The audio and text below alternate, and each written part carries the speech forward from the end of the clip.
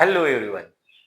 आज आपण बघतोय एक्झॅक्टली एक सिंपल आणि महत्वाची कन्सेप्ट म्हणजे रेझिस्टन्स. ओके, सगळ्यांनी नोटबुक ओपन करा आणि त्याच्यामध्ये लिहून ठेवा पहिले काय तर रेझिस्टन्स.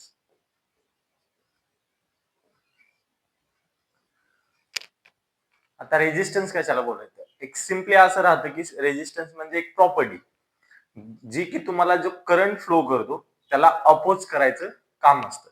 जसं की समजा माझ्याकडे एखादी वायर असेल, त्याची लेंथ ए आणि बी असेल, त्याच्यातून काहीतरी एक पर्टिक्युलर करंट फ्लो करत असेल, तर तो जो फ्लो करंट करत असेल, जो काही करंट फ्लो करतो त्याला अपोज करायचं काम कोणाचं असतं? रेझिस्टन्स. म्हणजे सिंपल जर डेफिनेशन लक्षात ठेवायची असेल तर काय लक्षात ठेवा? Resistance is a property which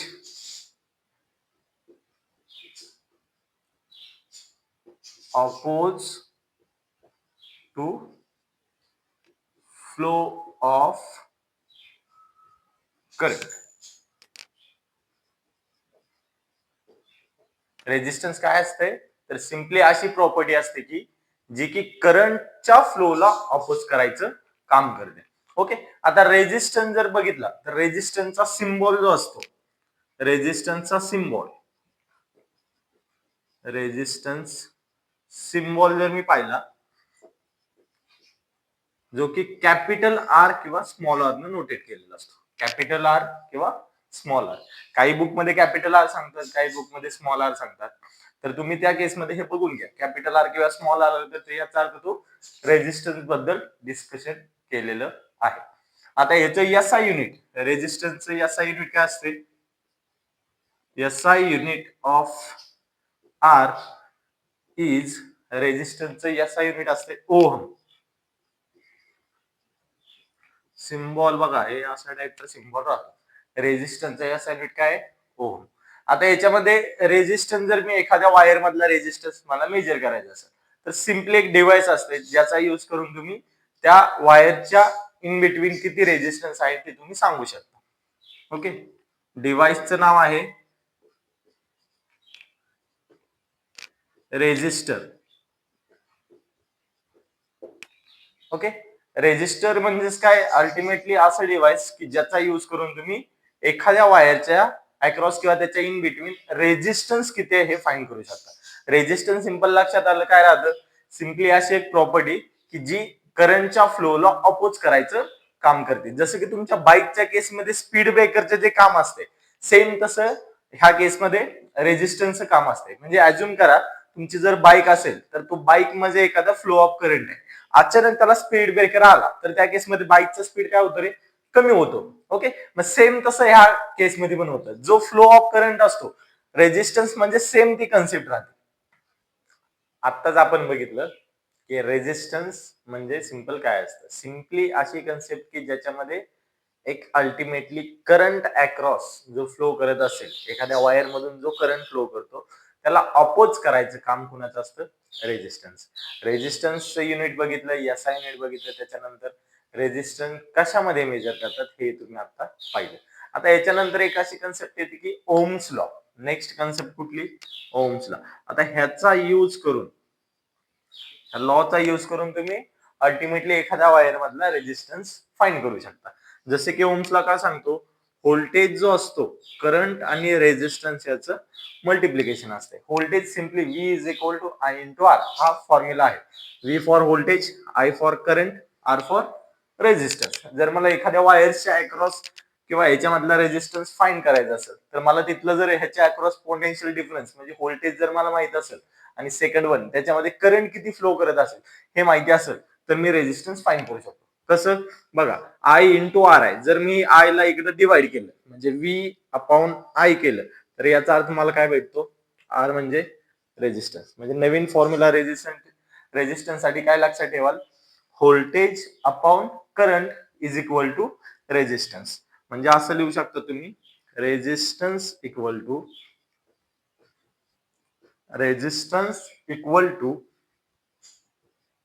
voltage upon current. Resistance is equal to voltage upon current.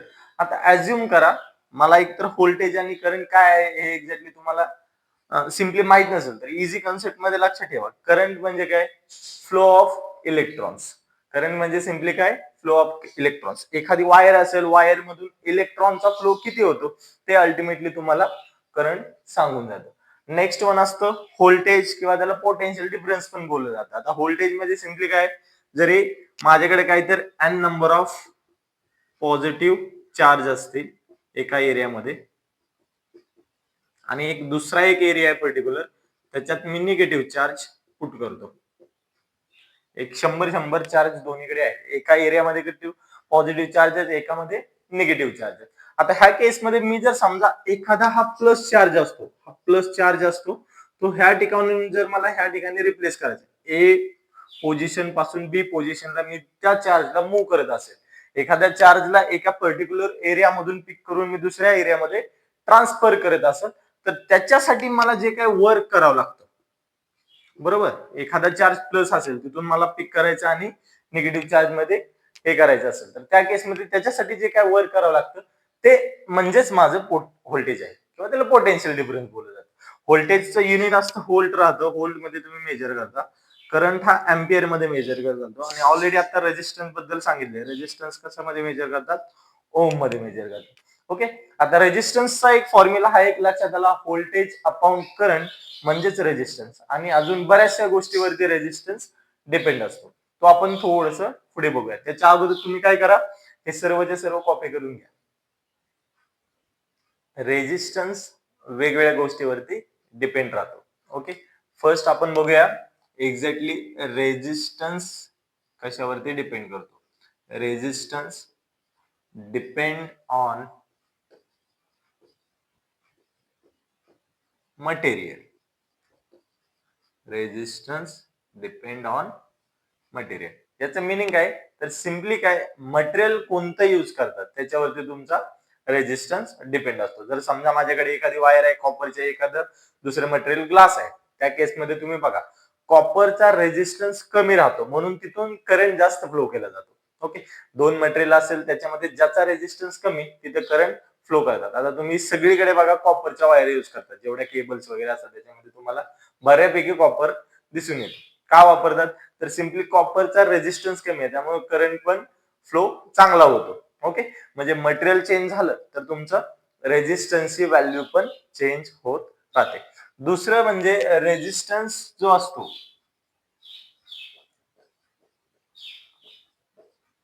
Resistance जो राहतो कशावरती डिपेंड करतो? Depend on length of wire. Length of wire म्हणजे काय? लेंथ ऑफ वायर वरती डिपेंड म्हणजे काय? लेंथ जेवढी जास्त तेवढा रेजिस्टन्स पण जास्त. समजा 1 मीटर वायर लेंथ आहे, कॉपरच्याच दोन वायर आहेत, एका लेंथ एक वायर जी आहे त्याची लेंथ 1 मीटर आहे आणि दुसरी जी वायर आहे त्याची लेंथ 2 मीटर आहे. तर याचा अर्थ 2 मीटरची जी वायर आहे त्याचा रेजिस्टन्स ऍज कम्पेअर टू 1 मीटरच्या वायर पेक्षा जास्त असणार. मटेरियल जरी ह्या वेळेस सेम असेल तरी लेंथ ज्याची जास्त असते तिथं रेजिस्टन्स पण तुमचा जास्त राहतो. म्हणजे तुम्ही असं बोलू शकतो की resistance is directly proportional to the L. L म्हणजे काय? Length of wire. जेवढी लेंथ वाढेल तेवढा तुमचा रेजिस्टन्स पण वाढत राहतो. L R is directly proportional to the L. आता थर्ड वन म्हणजे बघा, resistance depend on area. Area किंवा क्रॉस सेक्शनल एरिया. याच्यामध्ये बघा समजा माझ्याकडे दोन वायर आहेत, दोन्ही वायरची लेंथ पण सेम आहे, दोन्ही वायरचं मटेरियल पण सेम आहे. वायर समजा अशी काहीतरी एक वायर आहे ए आणि बी. हा ए बी वायरची जी लेंथ 1 मीटरच आहे आणि हे मटेरियल मी कॉपर वापरलेलं आहे. ओके, सेम दुसरी एक वायर आहे सी आणि डी. मटेरियल मी त्याचं काय वापरतोय? कॉपरच वापरतोय. दोन्ही केसमध्ये मटेरियल सेम आहे, दोघांची लेंथ पण सेम आहे. मग अशा केसमध्ये मला सांगा की रेजिस्टन्स काय होईल? आता इथं रेजिस्टन्स जो असतो ह्या केसमध्ये रेजिस्टन्स जो असतो inversely proportional to the area असतो. याचाच मिनिंग काय, ज्याचा एरिया जास्त तिथं रेजिस्टन्स कमी. लेंथच्या बाबतीत कसं असतंय, जशी लेंथ वाढेल तसा रेजिस्टन्स वाढतो. पण एरियाच्या बाबतीत काय, जसा क्रॉस सेक्शनल एरिया, हा जो एरिया आहे आणि हा एरिया, याच्यामध्ये हा A2 एरिया जो जास्त आहे as compare to A1 area. जर A2 जास्त आहे याचा अर्थ काय, A2 मध्ये जास्त एरिया असेल तर रेजिस्टन्सची व्हॅल्यू काय झाली रे, कमी झाली. हे जर डिनोमिनेटर वाढला तर न्यूमरेटर ऑटोमॅटिक तुमचा काय होतो, कमी होतो. म्हणजे दोन कन्सेप्ट आता बघितल्या, एक म्हणजे लेंथ ऑफ वायर वरती रेजिस्टन्स डिपेंड असतो, सेकंड म्हणजे क्रॉस सेक्शनल एरिया वरती पण रेजिस्टन्स डिपेंड राहतो. लेंथ ऑफ वायर मध्ये रेजिस्टन्स डायरेक्टली प्रोपोर्शनल असतो आणि एरिया ऑफ क्रॉस सेक्शनल मध्ये इनव्हर्सली प्रोपोर्शनल. इनव्हर्सली म्हणजे काय, जर एरिया तुम्ही वाढवला तर रेजिस्टन्स ऑटोमॅटिक कमी होणार. जरी मटेरियल दोन्ही सेम आहे, सगळ्या लेंथ वगैरे सगळं सेम आहे, तरी त्या केसमध्ये तुमचा एरियामुळे तुमचा रेजिस्टन्स चेंज होत राहतो. आणि नेक्स्ट वन कन्सेप्ट असते फोर्थ नंबर म्हणजे रेजिस्टन्स जो असतो डिपेंड ऑन रेजिस्टिव्हिटी.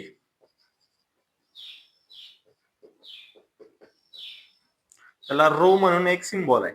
आता रेजिस्टिव्हिटी कशाला बोलतात, रेजिस्टिव्हिटी सिंपल अशी आहे की मटेरियलची एक प्रॉपर्टी असते की जी तुम्हाला अल्टिमेटली रेजिस्टन्स बद्दल पण डिस्कशन करते. आता याच्यामध्ये कसं असतं, हे एक्सपेरिमेंटल व्हॅल्यू आहे. म्हणजे कॉपर साठी एक स्पेसिफिक व्हॅल्यू आहे, नेक्स्ट अल्युमिनियम मटेरियल असेल तर स्पेसिफिक व्हॅल्यू, ग्लास साठी व्हॅल्यू चेंज होती, गोल्ड साठी त्याची व्हॅल्यू परत रेजिस्टिव्हिटीची चेंज होते. हे एक सिम्पली एक प्रॉपर्टीज आहे की जे रेजिस्टन्स बद्दलच डिस्कशन करते. एक्सपेरिमेंटल व्हॅल्यू आहे. आता जर मी इक्वेशन म्हणजे हे जे इक्वेशन आहे, R directly proportional to the area, second equation R inversely proportional to the area, आणि हा आर पण directly proportional to the resistivity असं बोलू शकतो. आता ह्या केसमध्ये ह्या तिन्ही इक्वेशनला मी कंबाईनली जर लिहायचं झालं तर एक फॉर्म्युला मला भेटतो, R is equal to rho into L upon A. R is equal to rho into L upon A. आता हे काय सांगतं, resistance is equal to resistivity into L upon A. आता ह्याचं एक डेरिवेशन असतं की स्मॉल डेरिवेशन, असं बोललं जातं की R directly proportional to the L, equation 1, R inversely proportional to the area, equation number 2, combine equation 1 and 2. मग नंतर हा प्रोपोर्शनल सिम्बॉल काढून त्याच्या ठिकाणी तुम्ही रेजिस्टिव्हिटीला पुट करत असता. ह्याच्यामध्ये रेजिस्टन्सचं जे युनिट असतं ते ओम असते, लेंथ जे असते मीटर मध्ये मेजर करता, एरिया कशामध्ये मेजर करता, मीटर स्क्वेअर. आता तुम्हाला जर रेजिस्टिव्हिटीचं जर युनिट काढायचं असेल तर सिम्पली ह्याला रिअरेंज करा आणि ह्या केसमध्ये तुम्ही रेजिस्टिव्हिटीचं युनिट काढू शकता. सिंपल, लक्षात आलं. ओम मीटर युनिट येते, तुम्ही एकदा चेक करून बघा. ह्या केसमध्ये रेजिस्टिव्हिटीचं जर युनिट बघितलं ओम मीटर येऊ शकतं, एकदा चेक करून बघा. हा एरिया इकडे मल्टिप्लाय करा, एल डिवाइड ला करा, मग त्याला इक्वेशन मध्ये व्हॅल्यू पुट करून बघा. ओके, आता आपण बघतोय resistance in series and resistance in parallel.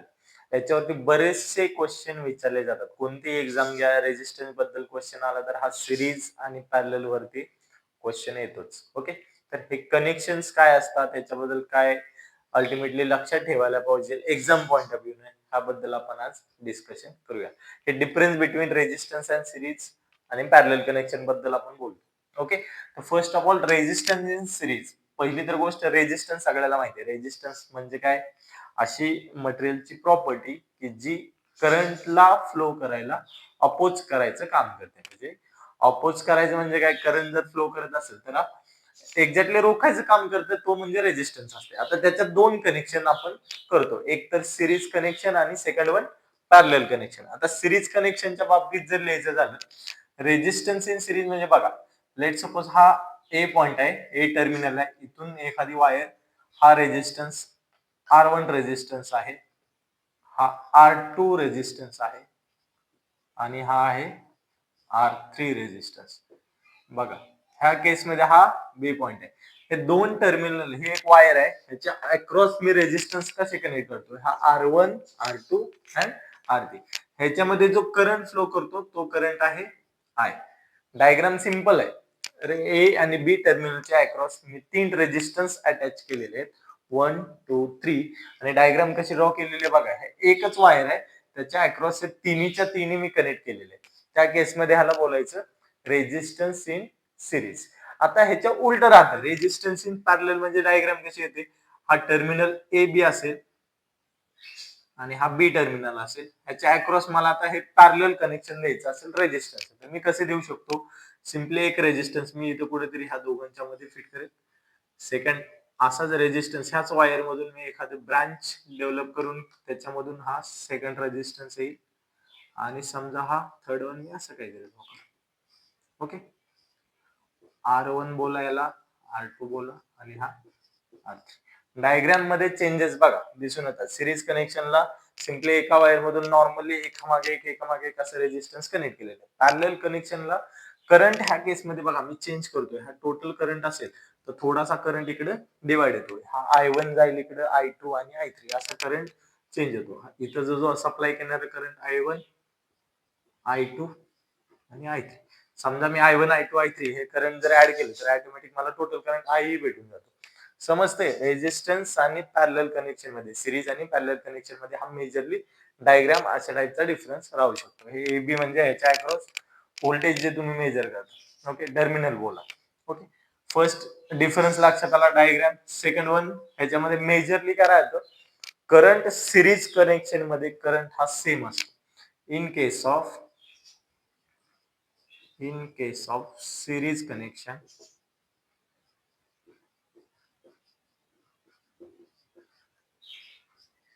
current is same, म्हणजे I ची व्हॅल्यू तुमची कशी राहते, सेम राहते. ओके, म्हणजेच काय, R1 R2 आणि R3 तिन्ही रेजिस्टन्सच्या अक्रॉस जो करंट फ्लो करतो तो करंट सेमच आहे. हाच I1 पुढे जातो आहे R1 ला असेल तर हाच I1 इथे येतो, हा I जो आहे R1 साठी तिथे येतो, सेम तसा R2 साठी इथं तोच करंट असतो आणि R3 ला पण तोच करंट राहतो. या केसमध्ये करंटची व्हॅल्यू कुठेही चेंज होत नाही. आता हेच पॅरलल कनेक्शन मध्ये बघाल तर त्या केसमध्ये करंट जो राहतो इज डिफरंट,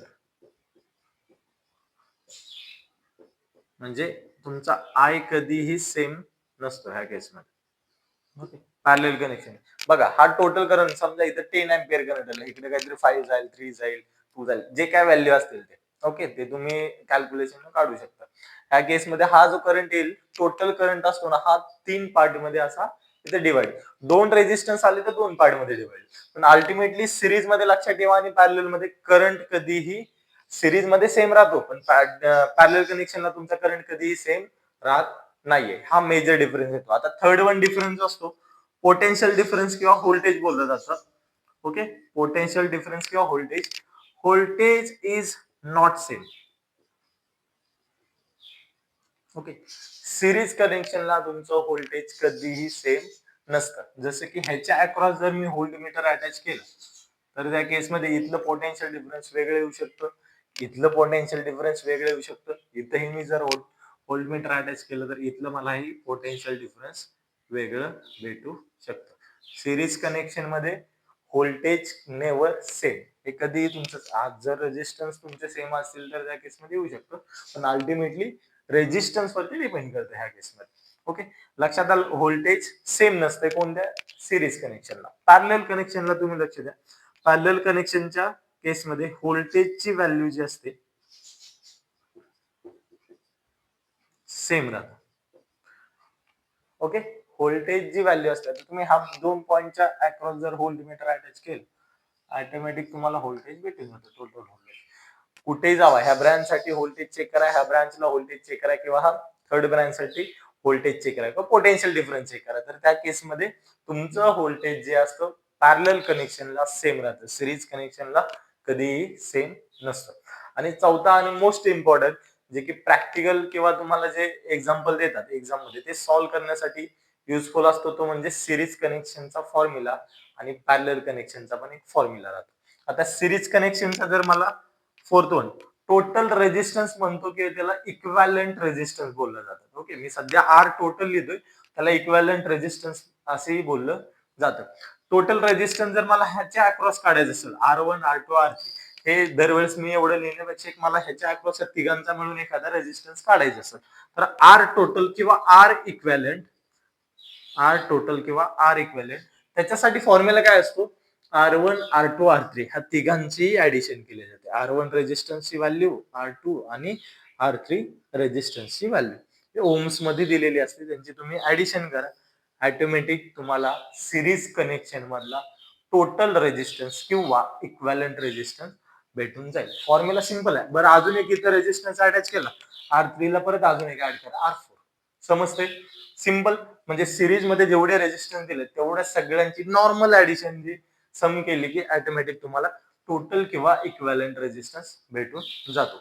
आता पॅरलल कनेक्शनच्या केसमध्ये जर मला टोटल किंवा इक्वॅलंट रेजिस्टन्स काढायचा असेल, त्याच्यासाठी फॉर्म्युला असतो 1/R total. 1/R total is equal to 1/R1 plus 1/R2 plus 1/R3. कारण आपल्याकडे आता सध्या 3च रेजिस्टन्स आहेत, त्यामुळे मी R1 plus R2 plus R3 एवढं नोट डाऊन केलेलं आहे. जर माझ्याकडे 4 रेजिस्टन्स आले असते तर त्या केसमध्ये 1/R4 पण ऍड करावं लागलं असतं. That's all. एवढं सिरीज आणि पॅरलल बद्दल मिनिमम तुम्ही लक्षात ठेवावं. जर व्हिडिओ आवडला असेल तर नक्कीच लाईक, शेअर आणि सबस्क्राईब करा.